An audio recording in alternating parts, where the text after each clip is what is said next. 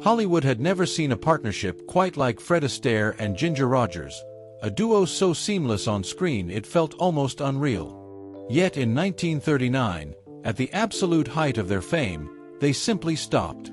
No announcement, no dramatic fallout, just silence that left audiences wondering what could possibly break apart the most beloved dance team in film history.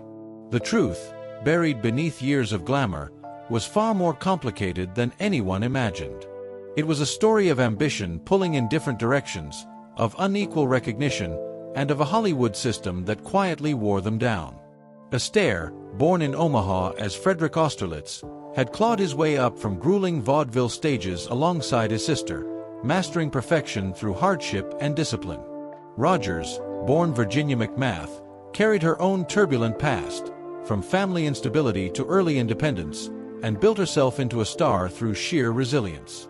When they first met on Broadway in Girl Crazy, there was no spark, no hint of destiny, just two performers crossing paths. But everything changed with Flying Down to Rio, where their brief dance stole the spotlight and ignited a phenomenon Hollywood couldn't ignore.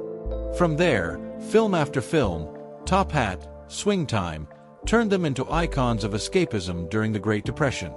They made elegance look effortless, but behind every glide and spin were brutal rehearsals, injuries, and exhaustion. Rogers danced every step backward in heels, often in pain, while Astaire pushed relentlessly for perfection, demanding dozens of takes until every movement was flawless.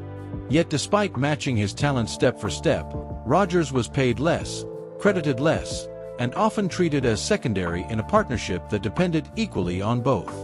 Tension grew quietly. Astaire longed to evolve artistically beyond the formula that had made them famous, while Rogers wanted to prove she was more than just a dancer, that she could carry serious dramatic roles on her own. Off-screen pressures didn't help. Astaire's marriage to Phyllis Potter created a guarded atmosphere on set, while Rogers struggled to maintain personal relationships under the weight of relentless filming schedules. Then came the moment that shook everything: the box office Poison label in 1938. It was a public blow that suggested audiences had grown tired of them, even as they continued delivering quality work. Films like Carefree and The Story of Vernon and Irene Castle failed to meet expectations, and suddenly the unbeatable duo seemed vulnerable. What once felt magical now felt risky to studios. By the time their final RKO film wrapped, the decision wasn't explosive, it was inevitable. They walked away not in anger, but in quiet understanding that their era had reached its natural end.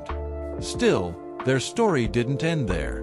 Astaire reinvented himself with new partners, continuing to innovate and surprise audiences, while Rogers proved her depth by winning an Academy Award for Kitty Foyle, stepping firmly out of the shadow of their partnership.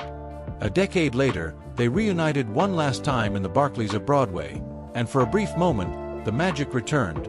Slightly older, perhaps softer, but still unmistakable.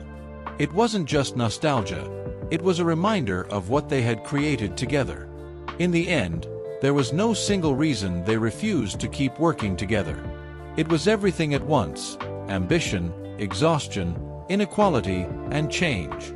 As Rogers later reflected, everything has its time. And for Fred Astaire and Ginger Rogers, their time didn't fade, it simply became legend.